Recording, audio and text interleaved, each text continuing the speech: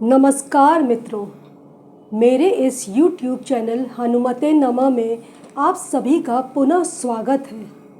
मैं इस चैनल के माध्यम से आपको आध्यात्म जगत और ज्योतिष से जुड़ी कुछ सच्ची और रोचक घटनाओं के बारे में बताने आई हूँ। साथ ही कुछ ऐसी रोचक बातों को आपसे शेयर करने आई हूँ जिन्हें अपने जीवन में उतारकर आप भी उससे लाभ उठा सकें। मेरी आप सभी से रिक्वेस्ट है कि मेरे चैनल को अधिक से अधिक लाइक, शेयर और सब्सक्राइब कीजिए। अब मैं अपना आज का विषय आरंभ करती हूँ। आप में से कई लोग ऐसे होंगे जो बहुत अधिक पूजा पाठ, धर्म कर्म के कार्य करते होंगे, पर फिर भी आप जीवन में बहुत दुख भोग रहे हैं। आपको अच्छे कार्य और सबका भला करके भी अपयश का सामना करना पड़ रहा होगा, जिससे आप बड़े दुखी होंगे। इसके विपरीत आप ही के आसपास कई ऐसे लोग भी होंगे जो ना तो भगवान में आस्था रखते हैं और ना ही धर्म कर्म के कार्य करते हैं, फिर भी लगातार तरक्की कर रहे हैं और जीवन में सभी सुख भोग रहे हैं। क्या आप इसका कारण जानना चाहते हैं? अगर जानना चाहते हैं तो अपनी कुंडली का विश्लेषण कीजिए। इसके बारे में आगे बताने से पहले मैं आपसे एक किस्सा शेयर करना चाहती हूँ। मेरी बचपन की एक प्रिय मित्र है। कानपुर शहर में हम दोनों बचपन से ही एक ही कॉलेज में पढ़ते थे। हम दोनों अपनी सभी बातें एक दूसरे से शेयर करते थे। वो एक बहुत ही सभ्य और परोपकारी लड़की है। बचपन से ही शिव जी में उसकी बहुत आस्था थी। ऐसा कोई मंडे नहीं था जब वो शिव जी का व्रत न रखती हो।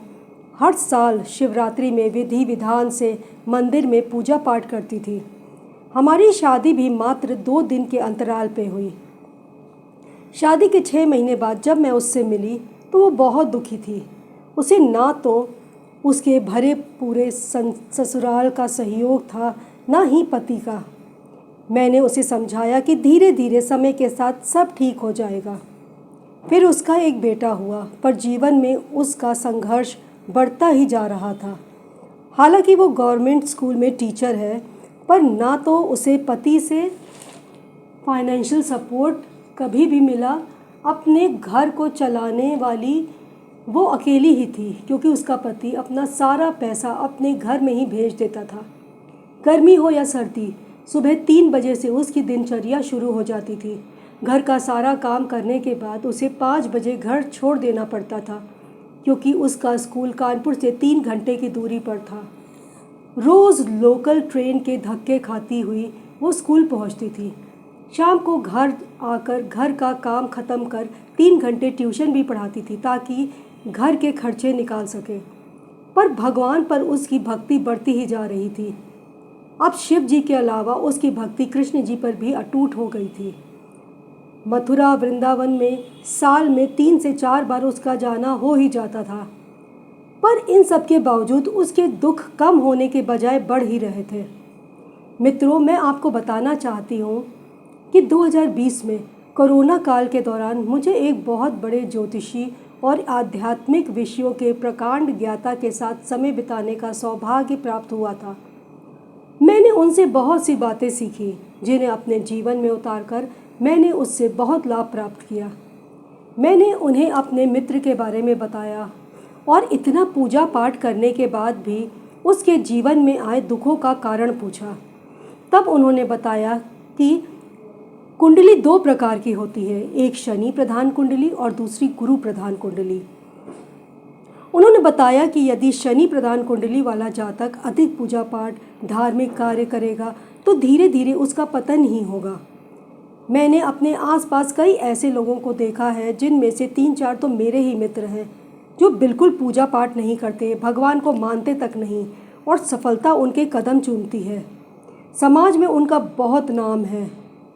अब दूसरी कुंडली गुरु प्रधान होती है। ऐसे जातकों को अधिक से अधिक पूजा पाठ, धर्म कर्म, परोपकार करना चाहिए। उससे ही उन्हें सफलता मिलती है और उनके जीवन में आ रहे कष्ट दूर होते हैं। मित्रों, अगर आप भी ये जानना चाहते हैं कि आपकी कुंडली शनि प्रधान है या फिर गुरु प्रधान, तो मुझे कमेंट बॉक्स पर अपना नाम और बर्थ डिटेल भेज सकते हैं। आशा है कि आपको आज का विषय पसंद आया होगा। ऐसे ही कुछ रोचक विषयों के साथ अपने अगले एपिसोड में आपके सामने फिर हाजिर होंगी। तब तक आपसे फिर से रिक्वेस्ट है कि मेरे चैनल को अधिक से अधिक लाइक, शेयर और सब्सक्राइब कीजिए। हनुमान जी की कृपा आप सभी पर सदा बनी रहे। धन्यवाद।